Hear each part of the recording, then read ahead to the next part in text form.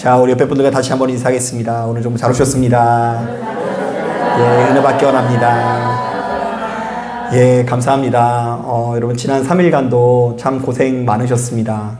이 각박한 세상을 살아가느라고 참 힘든 일이 많으셨을 것 같은데요. 아무쪼록 이 예배에 참석한 여러분들의 10년 가운데 세상이 줄 수 없는 평안과 기쁨이 함께 하시게 되시기를 주님의 이름으로 축복합니다.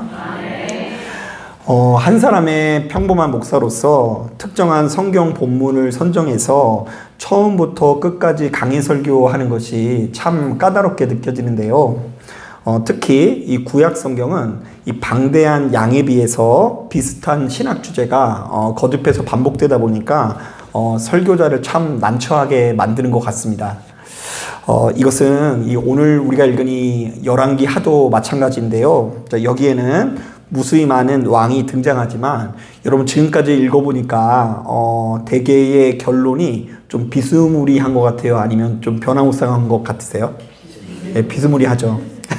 오늘도 참 비스무리한 이야기가 있어요. 자, 먼저 이 15장 28절을 보니까 북이스라엘에 즉위한 이 베가 왕이 다윗이 아니라 누구의 길로 갔다고 하죠? 여로보암의 길로 갔다. 이제 우리 안 보고도 말할 것 같지 않습니까? 그게 첫 번째 이야기고요. 또 35절을 보니까 남유다 왕국에 새롭게 즉위한 이 요담이 여호와 보시기에 다소 정직하게 행하긴 했으나 그가 여전히 무엇을 없애지 않았다고 하죠? 산당을 없애지 않았다고 하는데요. 이 두 가지 내용이 지금까지 반복되고 있어요. 자, 어쩌면 이렇게 모든 왕들이 토시 하나 틀리지 않고 동일한 태도를 보이는 것일까? 자, 오늘날 우리들 입장에서는 이들의 역사를 바라보면서 좀 한심하게 느껴질 수 있고요. 더 나아가서는 우리의 마음이 근실이 어두워질 수 있는데요. 왜냐하면 이렇게 오랜 기간 동안 하나님을 믿어온 사람들의 삶이 이렇게까지 개선되지 않는다고 한다면 우리가 이렇게 하나님을 열심히 믿을 필요가 있나 싶기도 하고요. 또한 우리가 지금 이렇게 예배드리는 것이 헛수고처럼 느껴질 수도 있죠. 자, 그런데 열왕기서의 기자는 굳이 왜 이렇게 소망 없는 내용들을 이렇게까지 여과 없이 우리들에게 전하는 것일까? 여러분, 우리들의 상식으로는요, 이왕이면 누군가 기도해서 병이 고침받은 이야기 이런 게 더 좋지 않으세요? 요즘에 아멘들도 안 해주시는데요. 이왕이면 우리가 기도해서 병 고친 이야기, 하나님의 은혜로 거부된 이야기, 뭐 이런 거 여기에 좀 모아놓으면 참 좋잖아요. 분명히 그런 것도 있었을 텐데. 자, 그런데 열왕기서의 기자는 시종일관 이스라엘 왕들이 다윗이 아니라 누구의 길이요? 여로보암의 길로 갔다고 하고요. 그들이 하나님을 믿되 무엇을 없애지 않았다고요?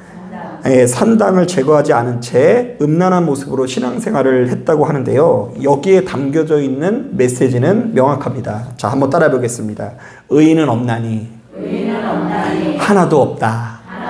자, 이게 이 첫 번째 본문에 담겨져 있는 주제고요. 또 한번 따라하겠습니다. 이스라엘은 그들의 어떠함 때문이 아니라 하나님의 자비와 사랑으로 구원을 받았다. 이런 이야기를 계속 하고 있는 거예요. 이것은 여러분 오늘 본문에만 담겨져 있는 게 아니라요. 사실은 이 성경의 내용을 이 통전적으로 바라보면 창세기부터 요한계시록에 이르기까지 일관된 주제예요. 의인은 없나니 어느 정도 없다? 하나도 없다. 그리고 그럼에도 불구하고 하나님의 강권적인 사랑과 은혜로 우리가 구원을 받았다. 이게 이 성경이 말하는 주제예요. 자, 실제로 시편 14편을 보니까 이런 말씀이 있어요. 바울이 나중에 이 말씀을 인용하기도 했는데요. 들어보세요. 여호와께서 하늘에서 인생을 굽어 살피사 지각이 있어 하나님을 찾는 자가 있는가 보려 하신즉. 자, 그러니까 하늘에서 이 땅에 의인이 있는지를 하나님께서 찾아보셨대요. 자, 그런데 뭐라고 하시는지 들어보세요. 다 치우쳐 함께 더러운 자가 되고 선을 행하는 자가 없으니 하나도 없도다. 자, 누가 보셨을 때 의인이 없다고요? 하나님께서 보셨을 때는 누구도 의인이 될 수가 없고 다 악한 존재라고 이야기하고 있어요. 또한 신명기 7장에도 제가 늘 인용하는 말씀 중에 이런 말씀이 있습니다. 여호와께서 너희를 기뻐하시고 너희를 택하심은 너희가 다른 민족들보다 수요가 많기 때문이 아니라. 여호와께서 다만 너희를 사랑하심으로 말미암아 또 너희 조상들에게 하신 맹세를 지키려 하심으로 자기의 권능의 손으로 너희를 인도하여 내셨나니. 자, 너희들의 어떠함 때문에 내가 너를 인도한 것이 아니라 너희를 사랑하기 때문에 내가 너희를 약속의 땅으로 인도했다라고 이 성경이 다루고 있어요. 이른바 이스라엘 백성들이 다른 백성들보다 하나님을 먼저 알고 약속의 땅을 차지하게 된 것은 하나님의 사랑이 크시기 때문에 이루어진 결과물이라는 것이죠. 자, 그렇다면 여러분, 진정한 믿음 생활이란 내가 하나님의 이름으로 다른 여타의 사람들을 압도하는 의로움을 갖추는 것으로 이해해서는 안 돼요. 자, 우리가 예수를 믿으면 믿을수록 다른 사람들보다 의로워지기 위해서 신앙생활을 하면은 좋은데 그것을 위해서 노력한다고 이루어지는 것이 아니란 얘기예요.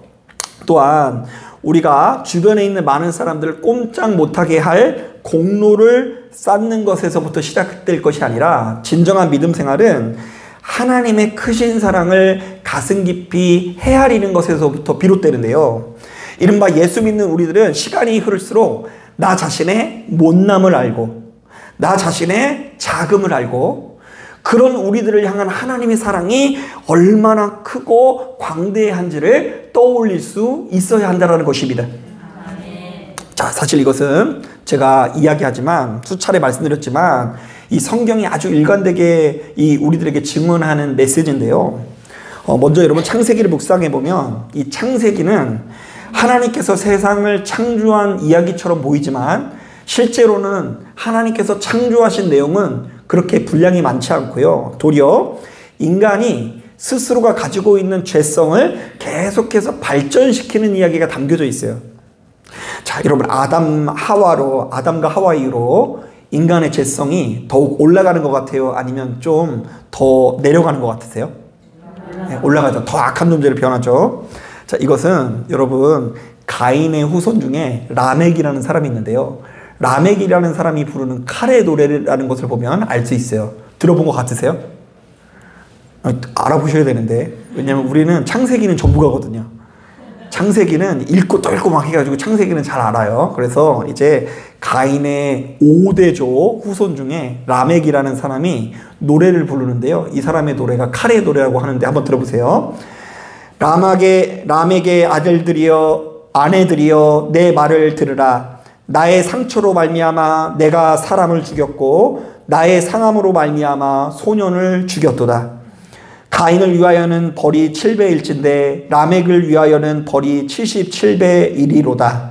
자, 라멕은 참 황당하게도 자신이 상처를 입었다는 이유로 사람을 어떻게 했대요? 그냥 죽인 게 아니라요. 그것도 소년을 죽였대요. 그러니까 어린 아이를 내 마음에 안 든다고 해서 내가 상처받았다고 기분 나빴다고 해서 다른 사람들을 살해한 이야기를 해요. 자, 그러면서도 그는 가인보다 훨씬 더 보호받기를 원한다라는 노래를 불러요. 가인을 위해서는 7배일진데 자신을 위해서는 77배다. 이거 신보가 고백하지 않아요? 지는 더 악한 짓을 해놓고 보호는 어떻게 받고 싶다고요? 더 하나님께 많이 받고 싶다라고 하는 게 라멕의 노래입니다. 타인을 죽이는 것은 그럴 만한 이유가 있고 하나님으로부터 보호는 그 누구보다 강하게 받으려고 하는 이 태도, 이거 자기 소견에 옳은 대로 행하는 행동이라고 볼 수 있고요. 그야말로 자기중심적인 태도의 끝판왕이라고 볼 수 있어요. 그러니까 사람은 그래요. 내가 죄를 저지르는 것은 이유가 있다 없다? 있다. 그런데 그러면서도 보호는 어떻게 받고 싶다고요? 많이 받고 싶어 하는 게 우리들의 본성이에요. 자, 그런데 더 놀라운 것은 인간의 상태는 여기서 별로 좋아지지 않아요. 믿음의 가정이라고 해서 뭐 되게 좋아질 것 같지 않습니까? 그 야곱의 가정이 여러분 화목한 가정 같으세요? 개판인 가정 같으세요? 네, 개판이에요, 개판. 서로 막 팔아먹고 막 죽었다고 막 누명 씌우고 세상에서 볼 수 없는 아주 흉폭한 가정이 됩니다. 그런데 바로 이런 상황 속에서도 하나님께서 요셉에게 은혜를 베푸사 그와 그와의 가정이 애굽에서 번성하는 이야기가 이 창세기의 결론이라고 할 수 있습니다. 자, 그러니까 그들이 구원받을 수 있었던 것은 이 야곱의 어떠함 때문이 아니라 사실은 요셉의 어떠함 때문이 아니라 하나님께서 베푸신 은혜의 선물이라는 것이죠. 이게 창세기에 담겨져 있는 메시지예요. 자, 그런데 이것은 겨우 시작일 뿐이고요. 사사기를 묵상해 보면 이제 하다 자기 소견에 옳은 대로 너무 행하다 보면 얼마나 사람이 이렇게 엽기적으로 변할 수 있는지가 드러나 있어요. 여러분 사사기 초반부 읽고서 막 삼손이 머리 자른 이야기 이런 거 보면서 재밌어 하실지 모르겠지만 사사기 후반부를 보면 눈을 의심케 하는 범죄 이야기가 나옵니다. 자, 제가 그 중에 하나를 인용해 볼게요. 사사기 19장에 보면 이런 내용이 있어요. 어떤 레위인이 자기 첩을 성적으로 유린당하도록 불량배들에게 내어주고요. 그 여인은 밤새 학대당하다가 결국 새벽에 문 앞에서 쓰러져 죽습니다. 자, 그러자 그걸 본 레위인은요, 지가 지켜주지도 못했잖아요. 그죠? 내어줬잖아요. 그런데 너무 분하다고 하면서 여인의 시신을 12조각으로 내서 각 지파에게 보냅니다. 자, 여러분 여기에 모든 율법을 다 어기는 내용이 담겨 있는 거예요. 시신이랑 접촉하면 안 된다. 뭐 다른 이웃의 여인을 탐하면 안 된다. 뭐 살인하면 안 된다. 이 모든 율법이 어그러졌어요. 자, 그리고 결국 이 사건은 이스라엘 지파들 간의 내전으로 번져서 수만 명이 죽고 베냐민 지파는 거의 멸절 상태에 이르게 됩니다. 자, 그런데 얘네들이 참 웃긴 게 그래도 멸절시킬 수는 없으니까 어디 가서 보쌈 해오라고 해가지고 여자들을 막 데려와서 보쌈 해가지고 이 번성하는 것을 이어가는 것을 보게 됩니다. 자, 이게 여러분 사사기의 후반부 내용인데요. 자, 그러니까 거룩한 선민이라 불리던 백성들의 영적 상태가 어디까지 끔찍해질 수 있는지를 우리들에게 드러내는 말씀이라고 할 수 있어요. 자, 그리고 그 모든 비극의 핵심에 이런 문장이 있습니다. 한번 들어보세요. 그때에 이스라엘의 왕이 없으므로 사람마다 자기 소견에 옳은 대로 행하였더라. 자, 여러분 한번 따라 볼게요. 그때에 이스라엘의 왕이 없었다. 이거 잘 이해해야 돼요. 이것은 이스라엘을 다스리는 다윗과 솔로몬 같은 왕이 없었다라는 것이 아니에요. 자, 본문의 전후 문맥을 볼 때에 이것은 거룩한 선민 이스라엘이 겉으로는 하나님을 믿는 것 같아도 그분을 왕으로 인정을 했다 안 했다? 안 했다. 많은 사람들이 겉으로는 하나님을 믿는 것 같으나 그분을 왕으로 인정하면서 그분의 지배를 받지는 않고 결정적인 순간마다 자기 하고 싶은 대로 살더니 이렇게 삶이 지옥이 되었다. 그 지옥이 된 땅이 어떤 땅입니까? 하나님께서 주신 땅. 그 약속의 땅이 하나님을 왕으로 삼지 못함으로 말미암아 약속의 땅이 아니라 소돔과 고모라보다도 더 형편없는 땅으로 변화했다라고 우리들에게 고발합니다. 자, 그런데 여러분 재밌는 게 뭔지 아세요? 성경이 여기서 끝나면 또 이렇게 너무나 절망적인데 그 뒤에 보면 또 룻기라는 또 아름다운 성경이 이어져요. 사사기 다음에 뭐가 있다고요? 룻기. 여기서 흥미로운 것은 이 룻기는 사사기에 나타난 영적인 체험 그런 거 하나도 없어요. 전쟁에서 승리하는 장면 있어요, 없어요? 없어요. 자, 도리어 이 룻기에서는 하나님의 자비로운 성품, 소위 헤세드라고 알려져 있는 자비와 사랑이 강조됩니다. 자, 사사기까지만 해도 이제 여긴 지옥이에요. 그런데 갑자기 바뀌어서 이 룻기서를 보면 나오미가 룻이라는 여인을 사랑해주고 또 심지어 모압 여인인 룻이 나오미를 사랑할 때에 하나님께서 보아스라는 사람을 보내셔서 이 두 여인을 아끼고 사랑하시게 하는 이야기가 펼쳐져요.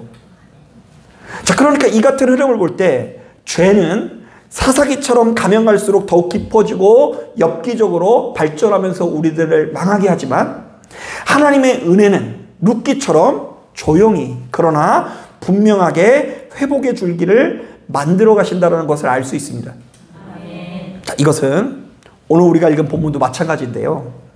본문은 북이스라엘이든 남유다든 조금도 달라지지 않는 사람들의 기록이라고 할 수 있습니다.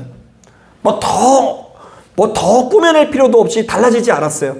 베가는 그의 선조들처럼 계속해서 누구의 길을 따르고요? 여로보암의 길을 따르고, 요담도 역시 그의 선조들처럼 끝까지 무엇을 제거하지 못했다고요? 이제 여러분 이제 외우셔야 돼요. 다음 주 또 나올 수도 있어요. 그렇다면 이제 이스라엘에게 어떤 미래가 기다리고 있을까? 이 왕들도 망할 것 같고요. 왕들도 잘못했으니까 망해야죠.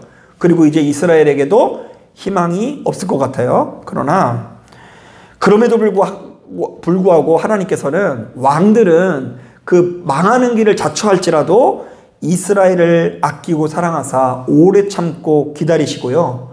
이스라엘의 역사의 수레바퀴를 포기하지 않고 이끌어 가시는 모습을 우리가 볼 수 있는데요. 여기에 담겨져 있는 메시지는 명확합니다. 한번 따라해 보겠습니다. 의인은 없나니 하나도 없다. 한 번 더 따라하겠습니다. 이스라엘은 하나님의 자비와 사랑 때문에 구원을 받았다. 자, 그런데 이것은 오늘날 우리들도 마찬가지입니다. 육신의 옷을 입고 있는 우리는 자주 결심하지만 금세 잊어버리고요. 은혜를 받았다고 하면서도 그 은혜의 자리로 다시 돌아가는 것을 싫어하는 기질을 가지고 있습니다.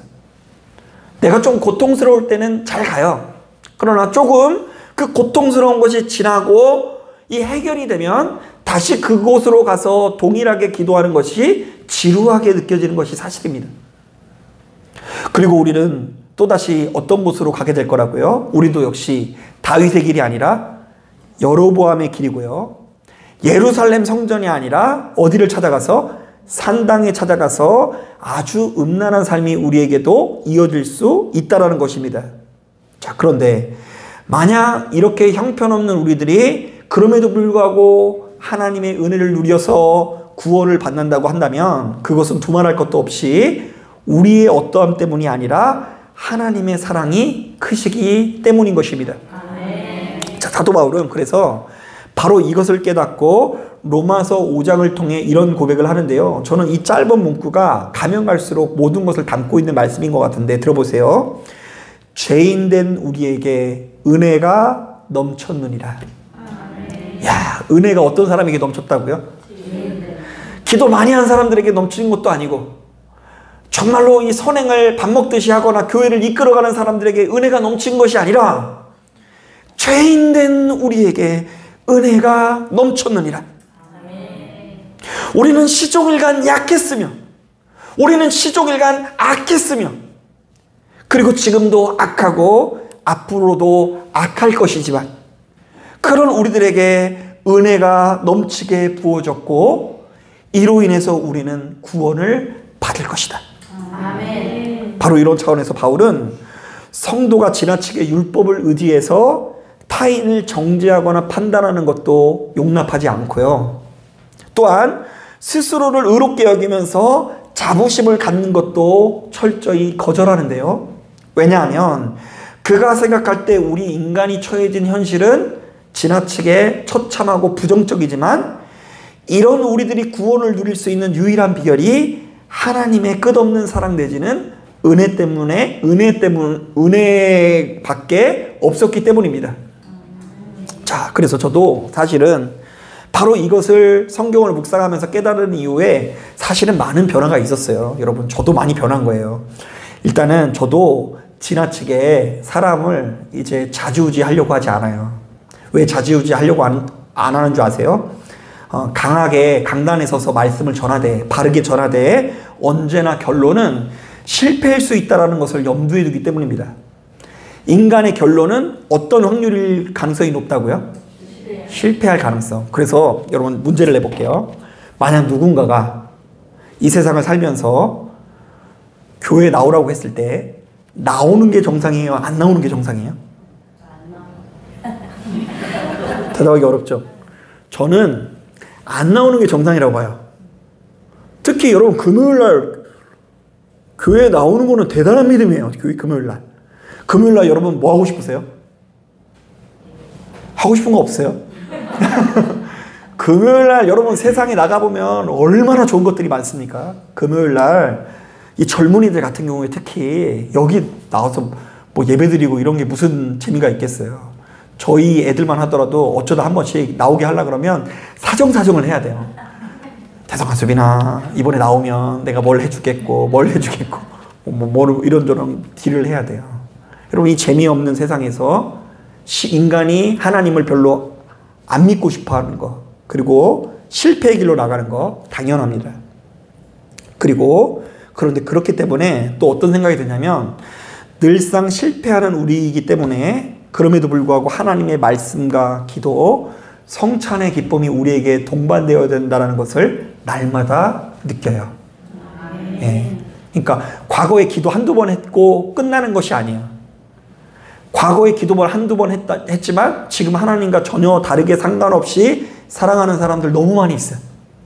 제가 여태껏 꽤 많은 제자들을 만났거든요. 젊은 애들 특히. 그런데 지금 나가는 애들 별로 없어요. 왕년에 뭐 방언에 막 3단을 하던 애들도요. 뭐 지금 막 교회를 안 나와, 교회를. 너무 막 그런 얘기만 하려고 그러면 하지 마세요. 막 무슨 알레르기 일으키는 반응을 보이곤 합니다. 그럼에도 불구하고 우리가 실패하는 인생이기 때문에 하나님의 말씀과 기도와 성찬의 기쁨이 필요하다. 그리고 이 가정에서 우리의 관심사는 언제나 날마다 실패하고 넘어지는 내 자신에게 두기보다 하나님의 크신 사랑에 머물러야 한다는 것을 깨닫습니다. 자, 그러니까 여러분 같이 신앙생활 하다 보면 옆에 있는 누군가가 잘못하는 거 보여요, 안 보여요? 보이죠? 박형우 씨는 보여요? 두 분이 앉아있는 게 만만해서 제가 뭐 얘기를 하는 거예요. 부부니까. 옆에 있는 사람들이 실패하는 게 보일 수 있어요. 그런데 그 실패하는 누군가, 저 사람이든 나든 바라보면서 우리 뭐 그냥 앞으로 교회 나갈 필요도 없어. 어차피 내일 또 넘어질 텐데 이러는 것이 아니라 하나님의 크신 사랑에 우리의 관심사가 머물러야 하는 거예요. 자, 이것을 우리는 십자가 중심의 신앙생활이라고 하는데요. 자, 그러니까 지금 이 예배당에 사실은 여러분들이 저를 바라보고 있는 것 같지만 실질적으로는 누구를 바라봐야 된다고요? 나를 위해서 포기할 수 없는 사랑을 가지고 계신 예수 그리스도를 기억하기 위해서 이 자리에 모인 거예요. 그리고 이 말씀은 그 십자가에 달려 대신 돌아가신 예수님을 떠올리게 하는 무수히 많은 장치와 통로 중에 하나인 거예요. 그리고 여러분들도 그런 역할들을 될 수 있으면 주변 사람들에게 했으면 좋겠어요. 보는 사람들마다 으이그 네가 잘하는 게 뭐가 있냐 이러면서 너 그렇게 하면 복을 못 받아 이렇게 이야기하는 게 아니라 예수께서 우리를 한없이 기다려주신 것처럼 우리도 역시 타인을 기다려주고 사랑하고 용납하기 위해서 노력해야 된다는 것입니다. 자, 저는 이 자리에 참석한 저와 여러분들이 바로 이것을 분명히 해야 된다고 봅니다. 이른바 우리의 신앙이 시간이 지나면 지날수록 나의 성취와 공로 위에 서 있는 것이 아니라 내 자신의 신령함을 꼭 붙들고 있는 것이 아니라 하나님의 사랑 위에 세워졌다는 사실을 붙들고 수시로 은혜의 자리로 나가실 수 있는 저와 여러분들이 되기를 주님의 이름으로 축복합니다. 아멘. 자, 기도하겠습니다.